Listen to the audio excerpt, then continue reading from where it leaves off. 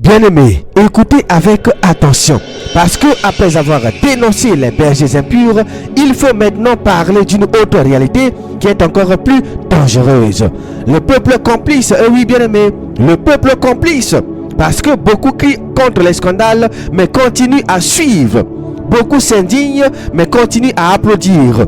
Beaucoup dénoncent en privé, mais défendent en public. Et cela devient une complicité aux yeux de Dieu. Car l'Église n'est pas ignorante, l'Église voit, l'Église entend, l'Église sait.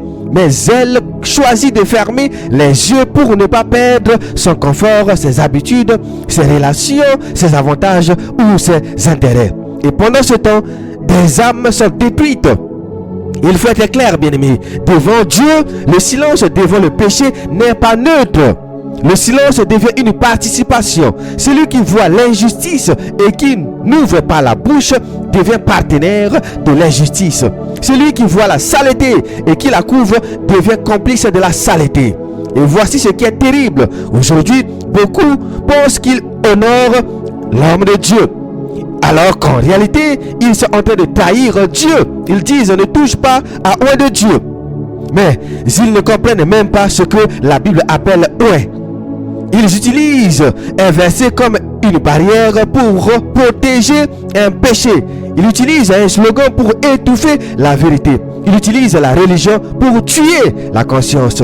Mais écoutez-moi bien, Dieu n'a jamais oué quelqu'un pour qu'il se prostitue. Dieu n'a jamais oué quelqu'un pour qu'il détruise des foyers.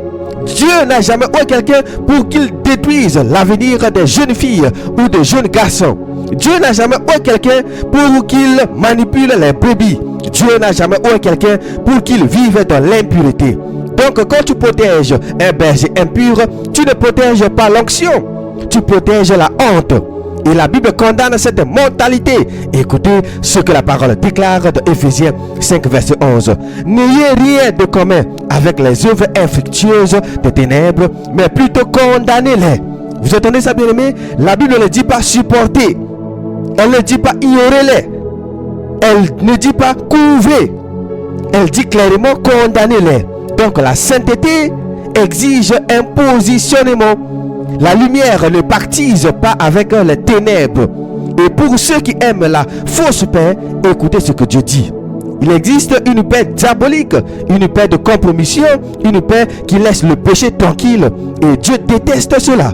Car aujourd'hui, certains ont peur de perdre des fidèles, ils ont peur de perdre des amis, ils ont peur de perdre des invitations, ils ont peur d'être rejetés du groupe. Alors, ils se taisent, ils deviennent mous, ils deviennent tièdes, ils deviennent diplomates devant le péché. Mais écoutez bien, Dieu ne t'a pas appelé à être diplomate avec l'enfer. Dieu t'a appelé à aimer la vérité. Et voici le plus grave, le peuple s'attache à ses pasteurs impurs comme à des idoles. Ils peuvent tomber 10 fois, 1000 fois, mais le peuple trouve encore des excuses. Ils peuvent être exposés publiquement, mais le peuple dit ce sont des attaques. Ils peuvent être pris la main dans le sac, mais le peuple dit Dieu les utilise. Ils peuvent vivre dans l'adultère, mais le peuple dit ne jugez pas.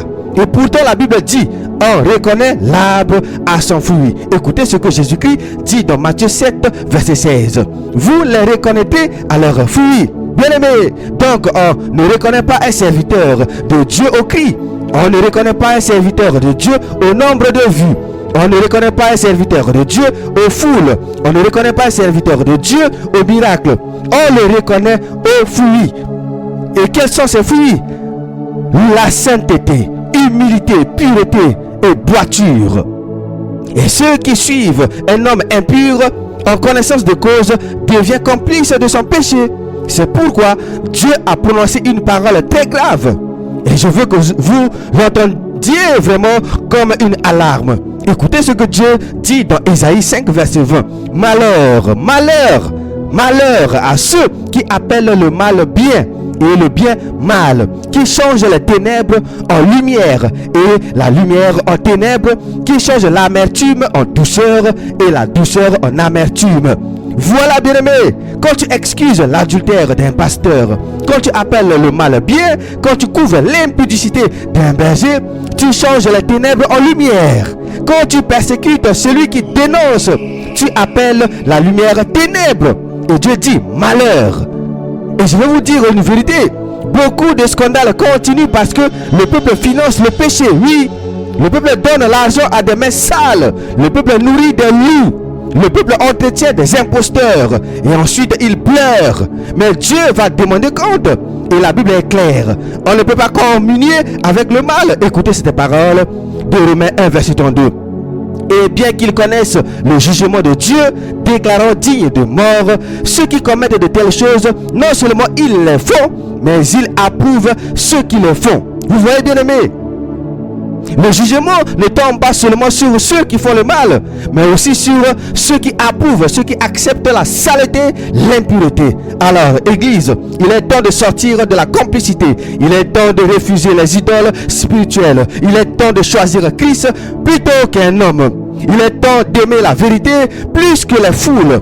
Et je termine par cet appel. Si tu veux honorer Jésus-Christ, commence par rejeter ce qui déshonore son nom. Si tu veux aimer l'église, alors refuse l'impureté de la chair.